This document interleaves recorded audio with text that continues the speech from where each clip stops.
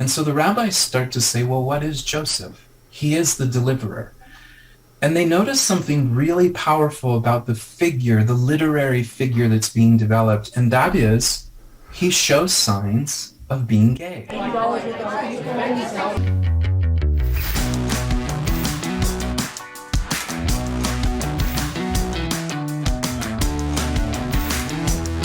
All right, in this episode, we are going to talk about a BYU professor who is going down the path of showing how Joseph could be gay and seems to want to support this. He's got different choices in his presentation.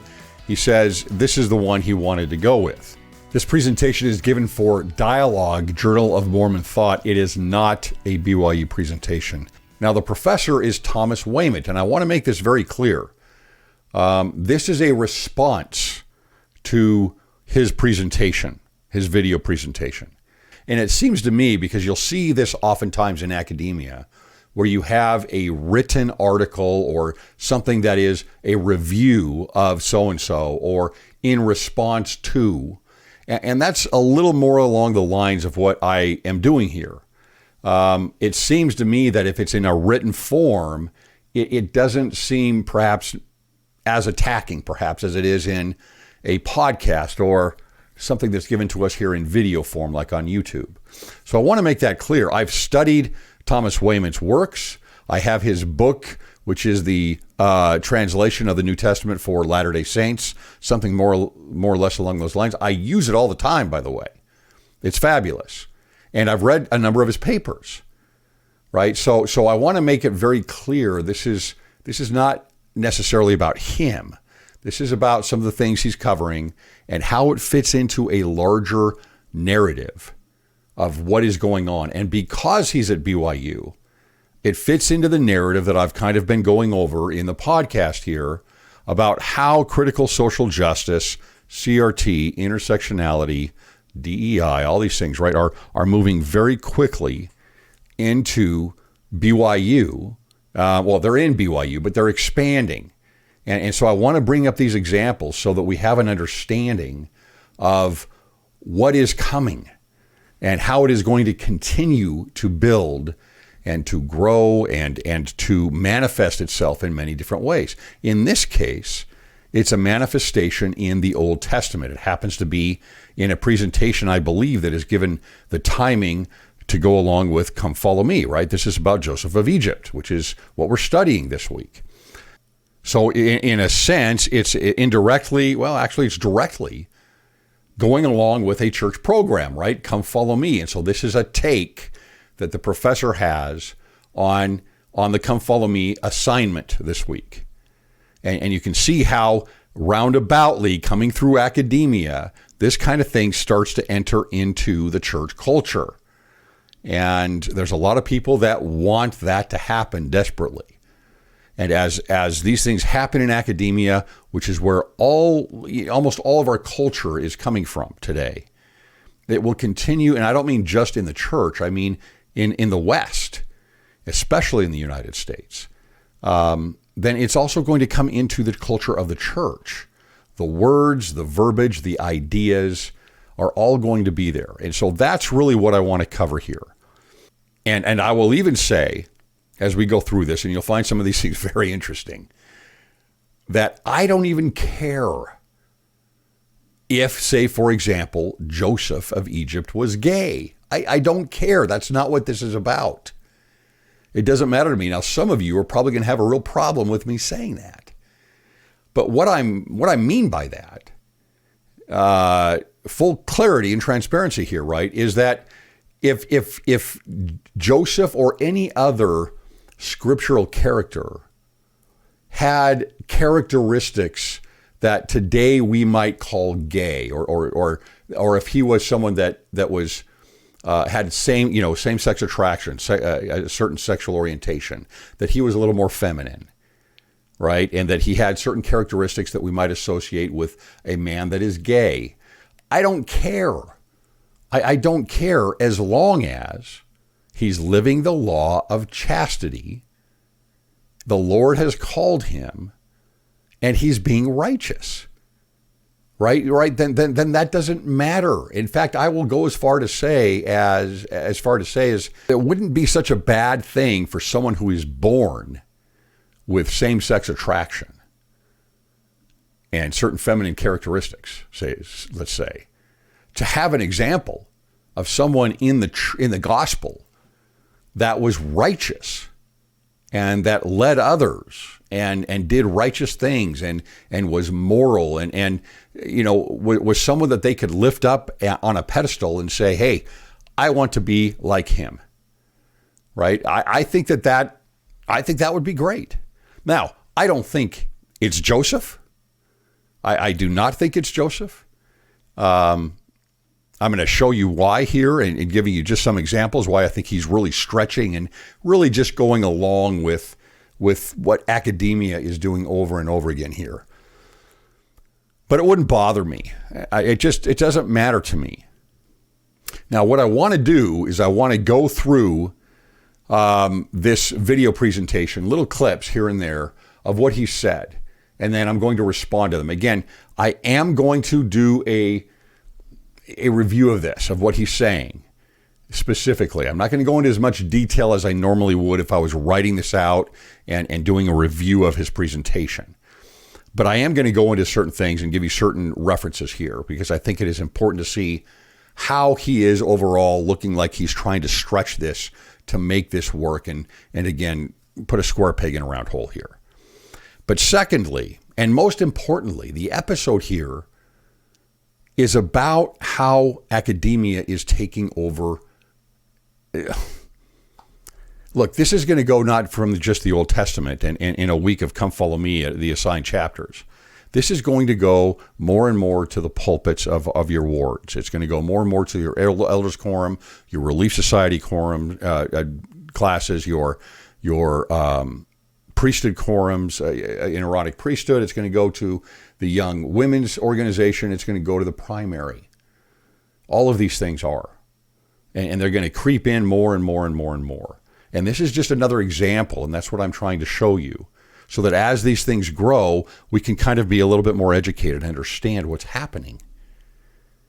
This is a very common way to approach this in academia with Joseph, right? Because what he's doing is he's taken, a grouping of intersectionality, right? LGBTQ, and let's just call it gay, and he's trying to make a change by talking about bringing in some more truths, lived truths or lived experiences that would reflect back to the characters in the scriptures, right? So we're not going to be talking soon about just is Joseph gay.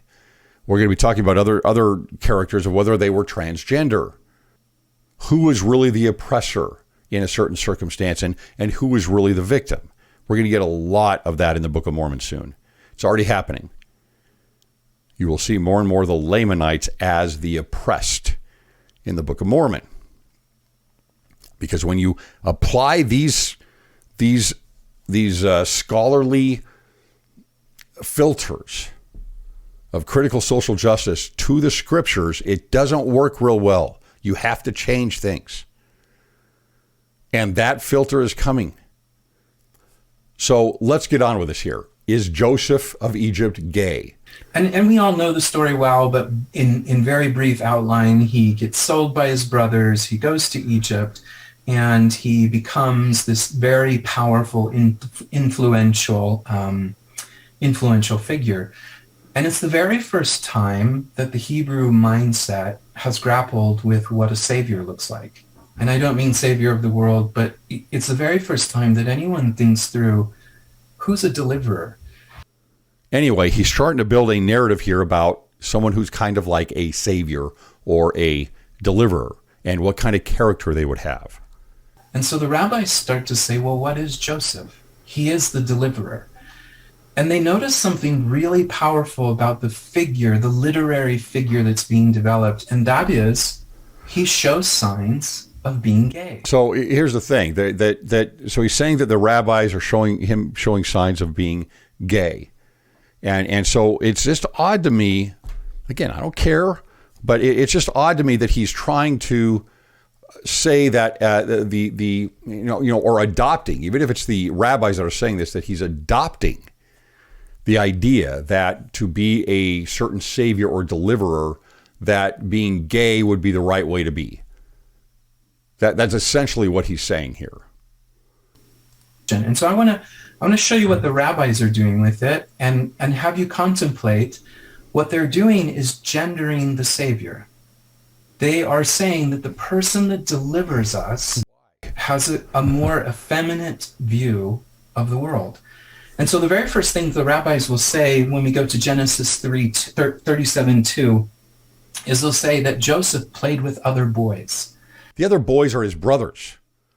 That's right. These are the brothers. They are the sons of the two handmaidens, one of Leah, one of Rachel, right? It's, let's see if I get this right, Bilhah and Zilpah, right? So they each have two sons.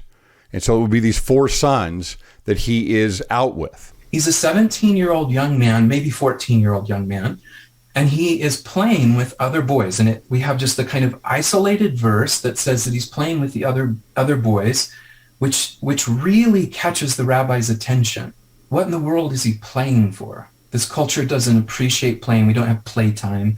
We don't have nap time, those type of things. This is a boy that should be out in the field. Okay, first of all, he does go out in the field. We're told he goes out in the field. But he's with his brothers. I mean, what do you expect? This is like you've got four wives. You've got probably the 12 sons already at this point. And you expect that none of them are ever going to have any play.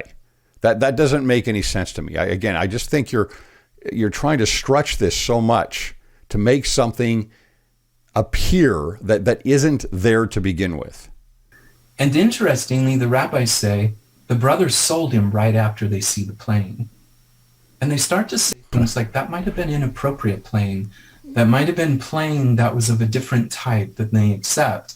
And so when we think of... Okay, so, the rabbis have gotten some things right and some things wrong. Now, I just want to go back here to chapter 37. We'll go into the Bible here and see exactly what it says.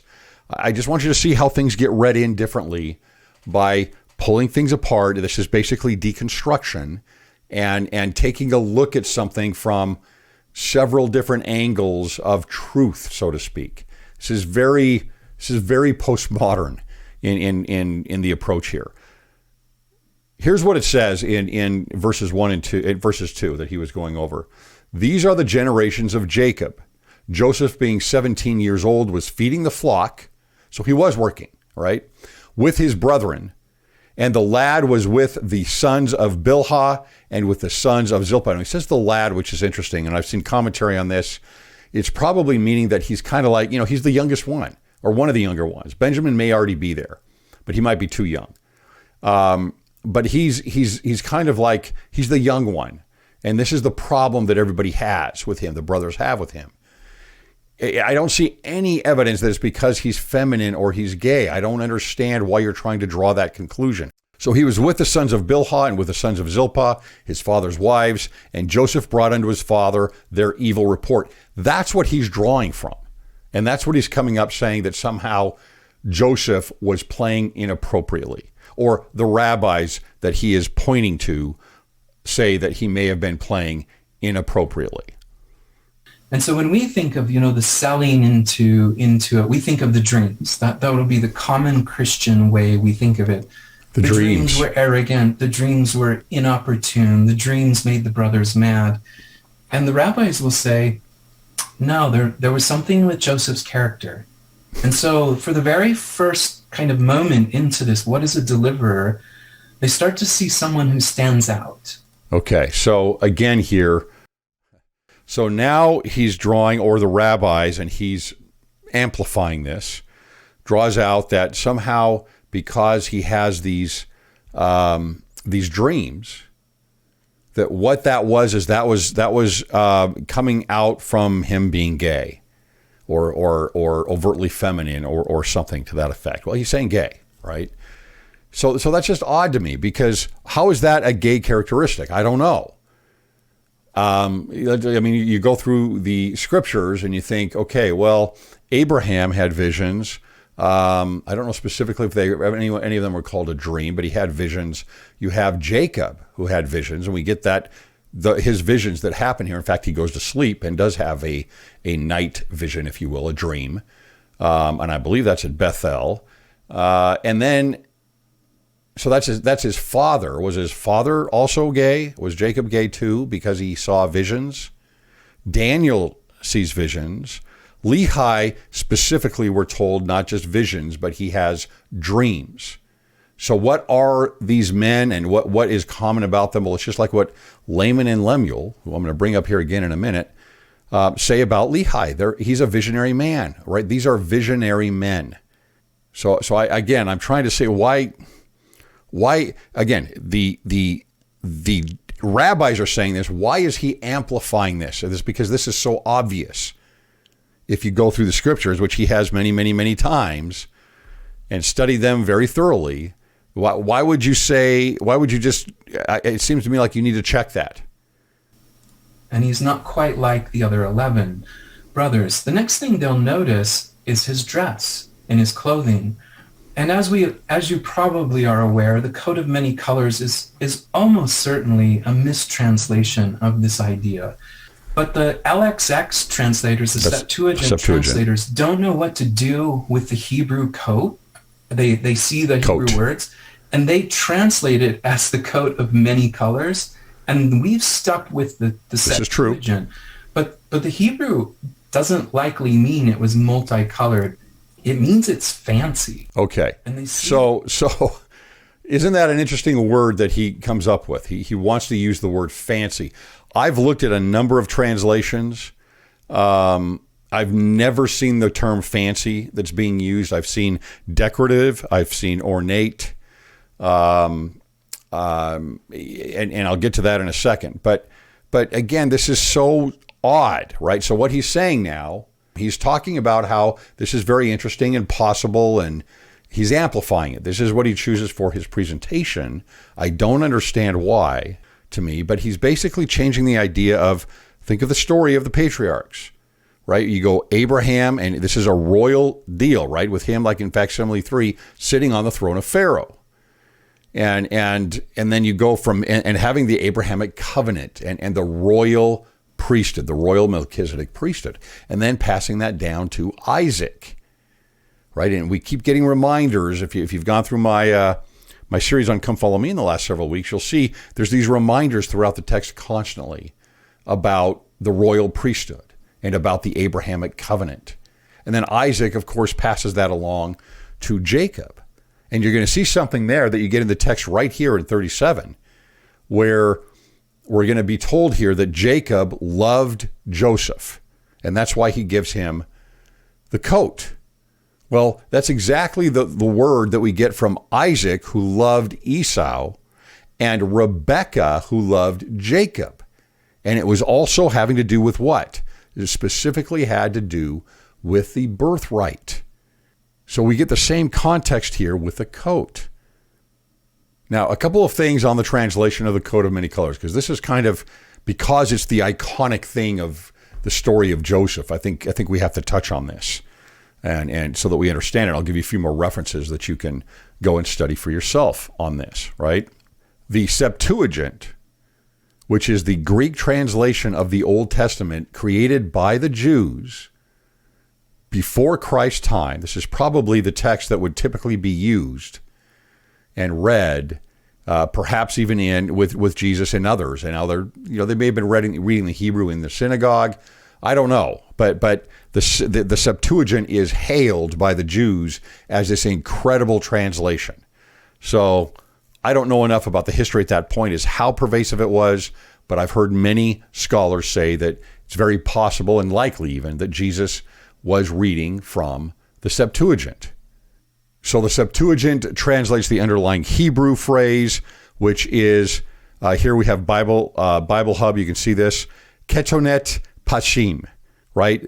Ketonet is the robe or the tunic, and pashim is translated as many colors in this version here, and in many English versions it's called many colors. Some of them don't use that.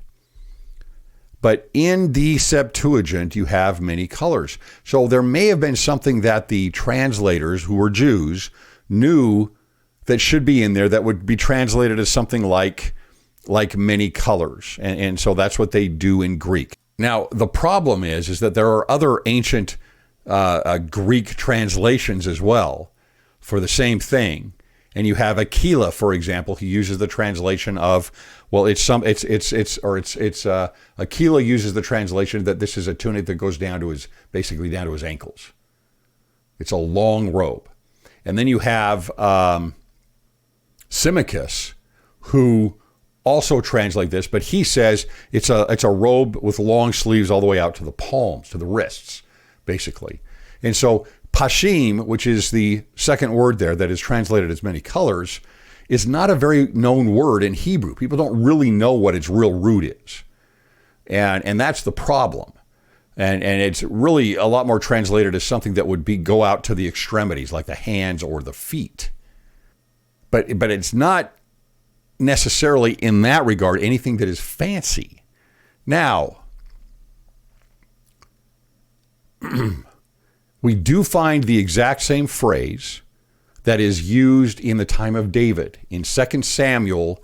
I'm trying to remember here. Hold on. I got this down here. 2 Samuel 3:18 and 19. This is where Tamar, not the Tamar of Judah, but another Tamar, is basically a daughter of royalty.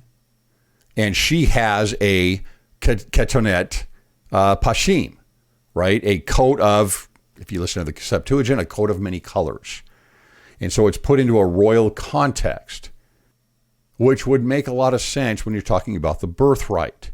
So what's being changed here by these specific rabbis that the professor here is referencing, and by him who's amplifying this, is it's changing the story from a birthright story to, well, he's different, and therefore the brothers don't like him.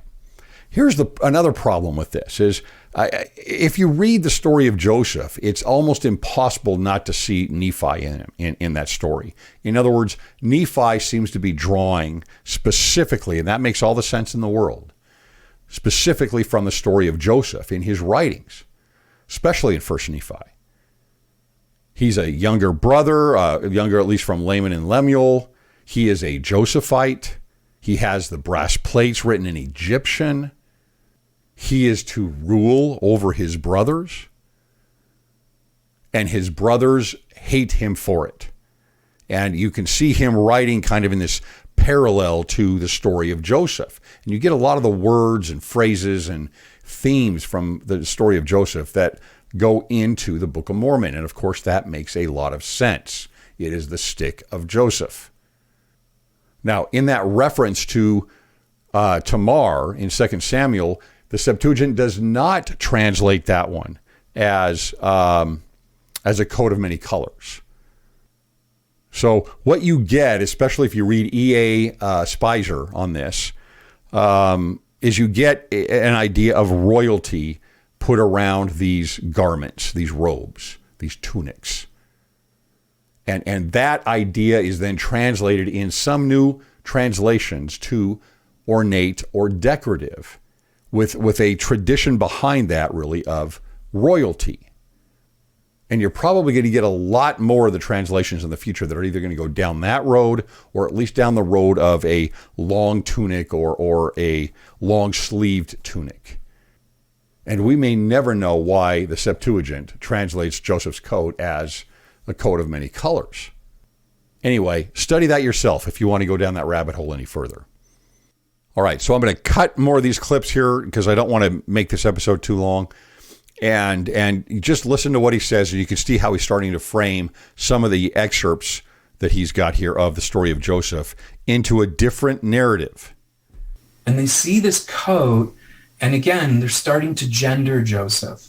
No one else do they talk about. He's a fancy dresser, and he plays with boys. The next thing the rabbis will come to is they'll start to notice sexual connotations in his dream of the field, and so that Joseph's, if you will, product stands up and the others worship, they're going to start to say, and they're going to grapple with this fact, what would it mean if God was teaching us to have a Savior who had this type of interest? Is a deliverer mighty in power? Does a deliverer carry a sword? Or is a deliverer like Joseph? Is he someone who maybe was, if you will, effeminate, somebody who thought about his own clothing? And this is what the author's going to say.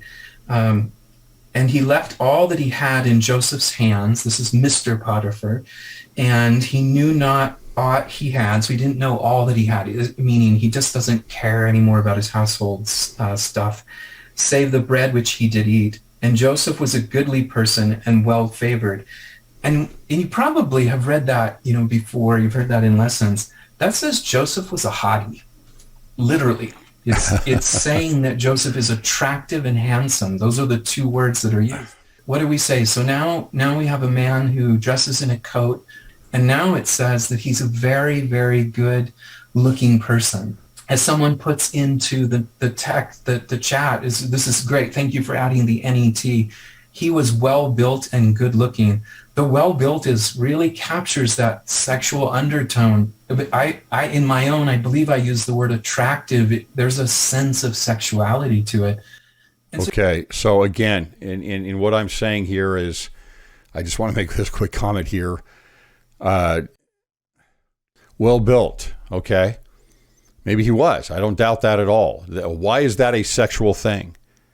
Because again, where Nephi draws from Joseph, I'm certain of it. He's drawing from Joseph. Nephi also starts off right from the beginning of the Book of Mormon and says that he is large in stature, just like well built here. So it's just very odd to me that this is, and you can see how these things look. This is what academics do. I mean, that's fine. This is a pursuit here where they're going down a certain approach and angle and taking a look at this from a again, an intersectionality point of view. But this is what happens, and this is what we're going to see with the scripture. You can see how easy it is to go in and start changing the story just a little bit by putting in this new narrative. And one of the things the pharaohs are so the rabbis are so fascinated with is that Joseph now emerges as the second most powerful male in the entire country next to Pharaoh. And he rides in Pharaoh's chariot, according to the Genesis account, alongside him, as though he is his consort. So just to be clear, a consort is the spouse of a reigning monarch. I want to now look at a couple of things that maybe can help draw out my idea. Okay, I just want to say here again, where this is not personal with him. This is a review of what it is, but I think it's important to understand he's a BYU professor, and this is his idea that he's calling, right? He's owning this. This is to him, this is something he's willing to pursue and to go down. Now, for him, again, it's hard because I'm trying to give him as much credit as possible here because it's an academic pursuit. It's not necessarily a theological pursuit, right? The problem is you can't pull them apart when you are a BYU professor and you're in the gospel, because these things then, the more those types of ideas build and get through BYU and other Mormon studies, right, then the more it comes into the culture of the church. Now, I'm not telling him not to do this. I'm just trying to explain to you, the listener, what is happening and what we can expect in the future. Okay, a quick comment on what's about to come here. He's going to talk about the time when his brothers come to Egypt looking to buy grain. I'm in chapter 42. I'm going to look at verses 11 through 13, just a short little pericope that seems to me to encapsulate the need for this other member of the family that's different. And here we go. So if you here's the description. Want to go to verse Here's 11. His contrast. We are all one man's sons. We are true men. Look at that, that contrast, that subtleness. We are not like him. We are true men. That's not what it Thy says. servants are no spies. And he said to them, nay, but to see the nakedness of the land you are come. And again, carrying that sexual metaphor. And they said, thy servants are 12 brothers. I want to back up, and I want to specifically go to the verses on this so you can see what he's doing here. And again, this is not nefarious. It's not that. It's just, it's changing the story. Okay, so here is verse 11 in chapter 42 here of Genesis, right? It says, we are all one man's sons. We are true men. Thy servants are no spies. Remember, Joseph recognizes them and starts telling them, no, you guys are spies. That's why you've come here. You haven't come to buy grain. You are spies. And here's what you look at. In the King James Version of the Bible, for those of you that are watching this on video, you're going to see that there are a few words in there that are in italics. And one of those is men, the very word that he is focusing on. That is what they're kind of inserting that because it's more kind of like an assumption. But what are they saying? What they're really saying is we are all one man's sons. We are true. We might be true men, but it's the word is true. We are true. In other words, we are honest. We are telling you the truth. That we are not spies. They're not saying we are true men, like we are warriors, We're here for battle with our swords. And contrasting that with some kind of a feminine figure in Joseph. That's a stretch. And we can look here in Strong's Concordance, the lexicon here, on that verse 11 and 42. It's kenim, right? Kenim. It means to be true, right? Look down in what you see here. You get the therefore, for as much, but right down in here, it's right, just, honest, true, veritable, honest, correct, true, veritable, true, right, correct. Right? It has nothing to do with being overtly masculine or a warrior. It's a stretch. You're trying to fit a square peg into a round hole. Hebrew text is saying, here's what the deliverer looks like. We've positioned him to be someone who is different. He's outside. He's being gendered. That much is clear. He might be also viewed as a gay character, a queered character. We're going to note that Joseph is generous. My suggestion is that he now learns to see the son in Egypt as the deliverer, somebody who's descending and ascending. And Joseph almost embraces a very similar theology about self. It's okay what you did to me. I know it was bad, but I'm here for you. I'm here to give up myself. And one of the things that rabbinic literature will wonder about is this something only a gay character can do? To kind of give up the self. Okay, so in conclusion here, I'm just going to kind of let a lot of that speak for itself. This is an important part to me again, and I've brought this up many times when I've highlighted other individuals at BYU, etc. This is not about Professor Wayment. I'm bringing his name up and everything because this is a public presentation that was done.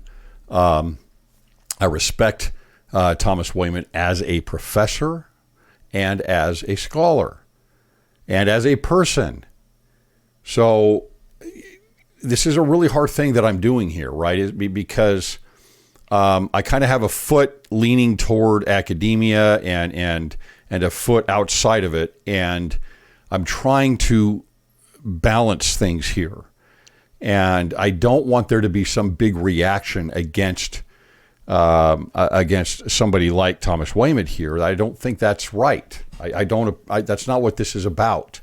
But I do have to highlight this in order to talk about what, you can easily see what is happening, right? What the direction that we're going down. When it is a trend, when it grows more and more and more, when you can see it coming and affecting the Book of Mormon. This is hard to do. It's really, I'm trying to separate out the movement from many of the individuals and show you where it's going, what is going to come from this. This is not far away. It's already getting there. This is an episode I'm coming up with very shortly. It's already getting to the Book of Mormon, this type of thinking. And of course, what is a little bit more natural there to start with is race. But you're going to see other things there. All of critical social justice is going to pile onto the Book of Mormon. And it's going to change the narrative for many people. It'll change the characters, and just little things that change there will change the stories, the meanings, the context. Last point here again, I don't care if Joseph were to be gay. I don't think he is. I think it's an odd way that this professor goes in and interprets this scripture, but that's not the point. Right? The point is that critical social justice and its filter is coming to all of Scripture. It's coming to the church, and it's going to come for the Book of Mormon. And we're soon going to see a narrative change in the stories that you grew up with and that you have understood as being principle-centered are not going to have that same spiritual tone to them. It's going to be about justice. It's going to be about underrepresented groups. It's going to be a filter of the oppressed and the oppressors. And as we can see here in this story, right, he's got a very different opinion from my opinion. But you can see that if you start to change things and you have a certain end in mind, you're going to start fitting these things into that end. And you're going to start seeing things through a different filter, a different set of glasses.